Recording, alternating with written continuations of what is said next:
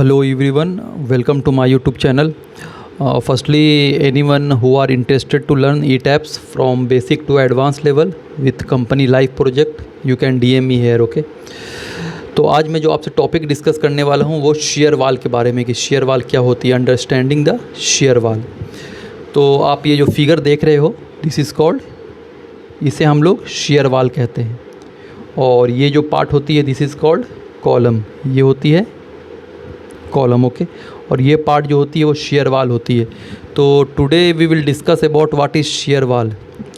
तो जनरली एक तरह से आप कह सकते हो जो शेयर वाल होती है वो the back bone of lateral stability, okay.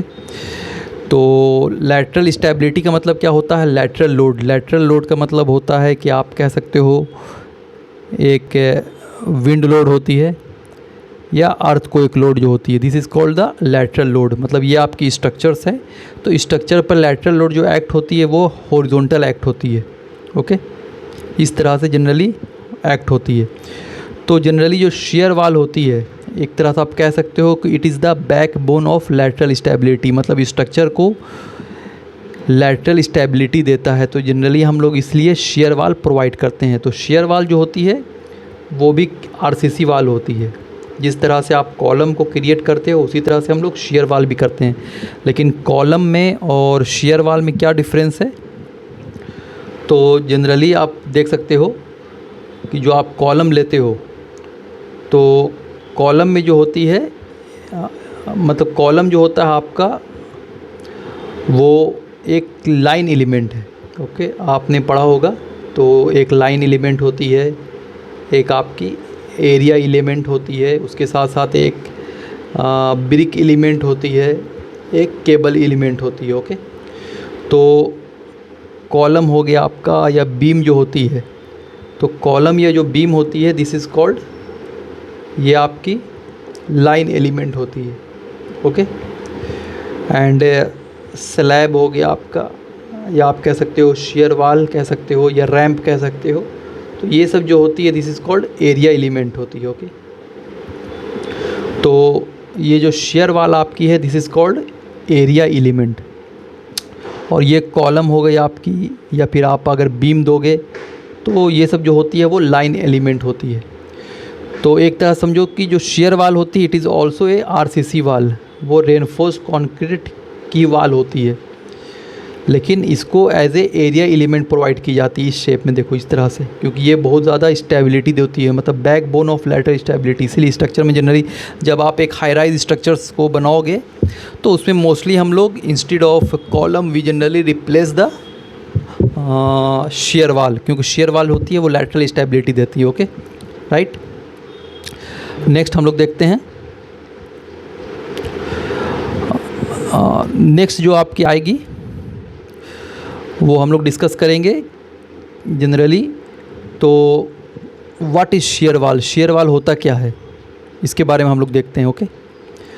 तो जनरली जो शेयर वाल होती है, shear wall are vertical structural elements that resist lateral forces such as wind, seismic and blast loads acting on a building. मतलब किसी भी building पर जो lateral force act होती है, lateral force in the sense आप कह सकते हो तो वो आपकी विंड भी हो सकती है, वो आपकी सेस्मिक भी हो सकती है, कोई ब्लास्ट लोड भी हो सकती है। तो जनरली वैसी ये सब जो लैटरल फोर्स होती है एक्ट होती है बिल्डिंग पर, तो उसको क्या करता है वो रेसिस्ट करता है। तो शेयर वाल जो होती है एक तरह की वर्टिकल एलिमेंट होती है, आप ये देख सकते हो this is called share wall. तो शेयर वाल जो होती है एक वर्टिकल स्ट्रक्चरल एलिमेंट होती है जो रेसिस्ट करती है लैटरल फोर्सेस को, जैसे आप सेस्मिक लोड को, विंड लोड को या ब्लास्ट लोड को जो बिल्डिंग पर एक्ट होता है। इसलिए हम लोग जनरली शेयर वाल प्रोवाइड करते हैं। और it give the more stability of the structures, lateral stability of the structure. Second point, they play a critical role in preventing excessive sway. इसका मतलब क्या है कि मतलब इस तरह से सपोज दैट ये आपकी स्ट्रक्चर्स है, तो जैसे ही स्ट्रक्चरल लैटरल लोड आपकी एक्ट होती है इस तरह से, हॉरिजॉन्टल लोड, लैटरल लोड, तो स्ट्रक्चर क्या होता है थोड़ा स्वे करता है, मतलब इस पोजीशन से करता है। तो वो ज़्यादा एक्सेसिव स्वे, क्योंकि उसकी भी एक लिमिट होती है, ठीक है। जब आप एनालिसिस करते हो तो एनालिसिस करने के बाद हम लोग चेक करते हैं ड्रिफ्ट रेशियो। तो ड्रिफ्ट रेशियो के लिए जनरली क्या होता है, एक लिमिट होती है कि 0.004 से ज़्यादा नहीं होना चाहिए।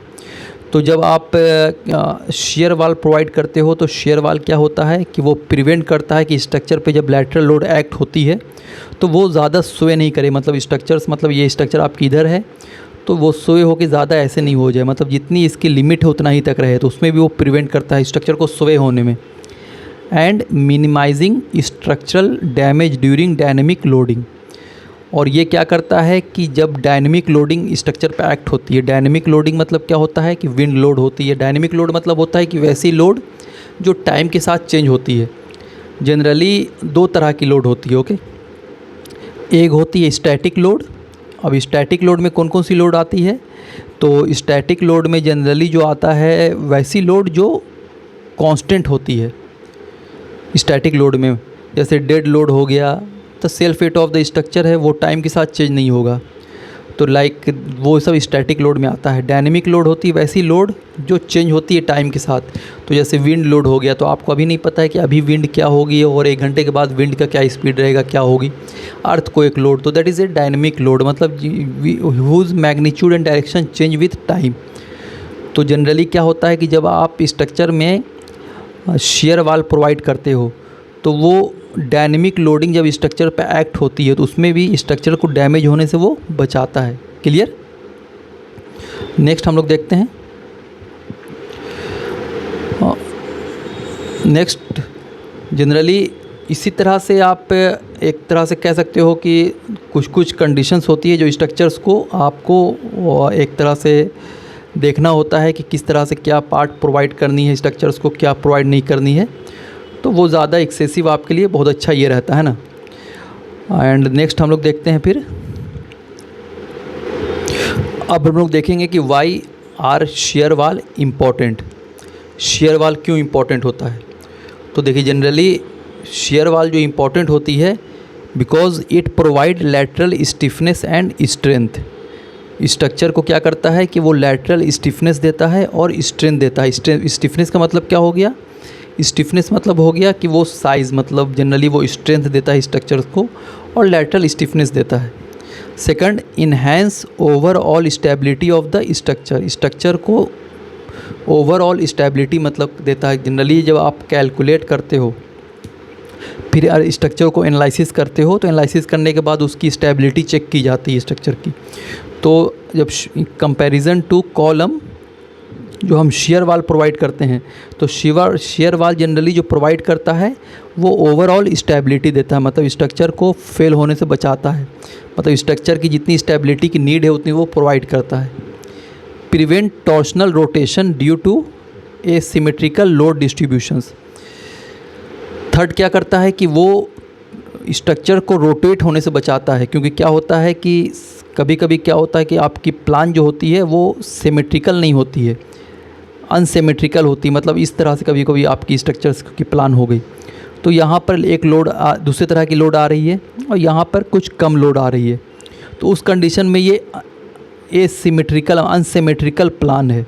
तो उस कंडीशंस में क्या होगा कि स्ट्रक्चर जो होती है रोटेट होने का चांस होता है। तो आप जब हम लोग यहाँ पर शेयर वाल प्रोवाइड करते हैं तो स्ट्रक्चर की जो रोटेशन होती है, टॉर्शनल रोटेशन, उसको वो प्रिवेंट करता है, बचाता है, मतलब स्ट्रक्चर रोटेट नहीं हो। नेक्स्ट वन क्या है, crucial for earthquake resistant design in high seismic zone. आपको पता है कि जनरली 4 तरह की जोन होती है इंडिया में, हम मतलब इंडिया में जितने भी स्टेट हैं और यूटी है उसे मिला करके 4 जोन में बांटा गया है, ठीक है। जोन 2 है, जोन 3, जोन 4 एंड जोन 5। तो हाई सेस्मिक जोन मतलब क्या हो गया कि अगर कोई स्ट्रक्चर आपकी जोन 5 में है तो मतलब वो बहुत ज़्यादा हाई सेस्मिक जोन है। इसका मतलब है कि वहाँ पर ज़्यादातर चांसेस है कि वहाँ पर मोस्टली जो है अर्थक्वेक लोड आएगा, मतलब अर्थक्वेक आता है वहाँ पर। कोई स्ट्रक्चर अगर जोन 2 में है, जैसे कोई स्ट्रक्चर आप दिल्ली में बना रहे हो, कोई स्ट्रक्चर आपको शिमला में बना रहे हो, तो शिमला में जनरली हाई सेस्मिक जोन में, क्योंकि वो जोन 4 जोन 5 में वो स्ट्रक्चर, मतलब वहाँ पे चांसेस ज़्यादा है अर्थक्वेक आने की कंपैरिजन टू द दिल्ली। तो उस कंडीशंस में जनरली क्या करता है कि वो एक प्रोवाइड करता है एक earthquake resistant design in high seismic zone में। मतलब उस जगह पे जनरली हम लोग क्या करते हैं कि शेयर वाल प्रोवाइड करते हैं। उससे क्या करता है कि वो रेसिस्ट करता है, मतलब अर्थक्वेक लोड जब आती है तो उससे क्या करता है कि वो स्ट्रक्चर को फेल नहीं होने देता हो और उसे रेसिस्ट करता है। ओके, नेक्स्ट हम लोग देखते हैं। नेक्स्ट में आपका है क्या,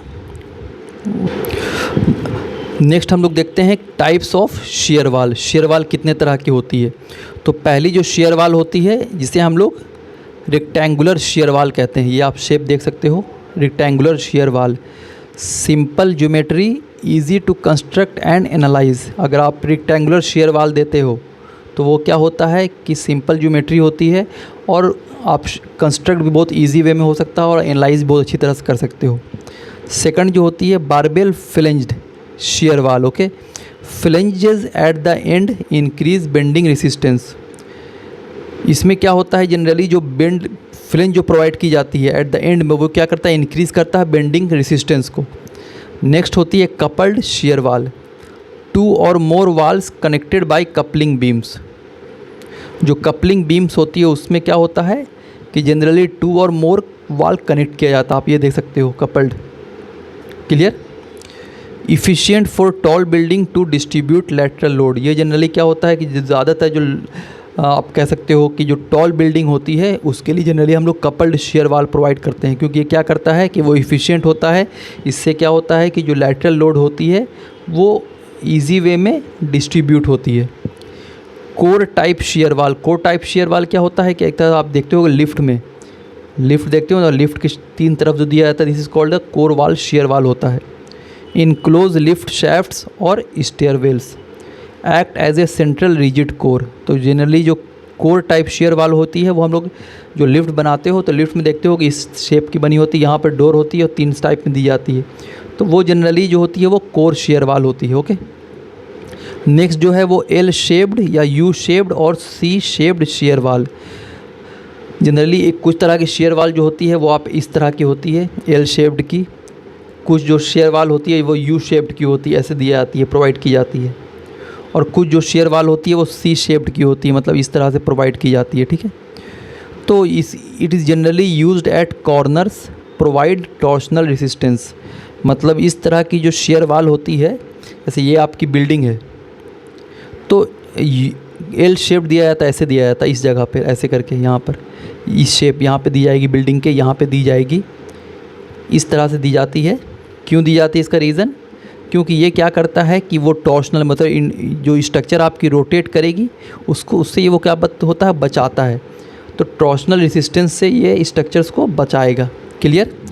तो इस तरह से generally different types of share wall होता है। नेक्स्ट हम लोग देखते हैं, नेक्स्ट देखते हैं डिज़ाइन कंसिडरेशन।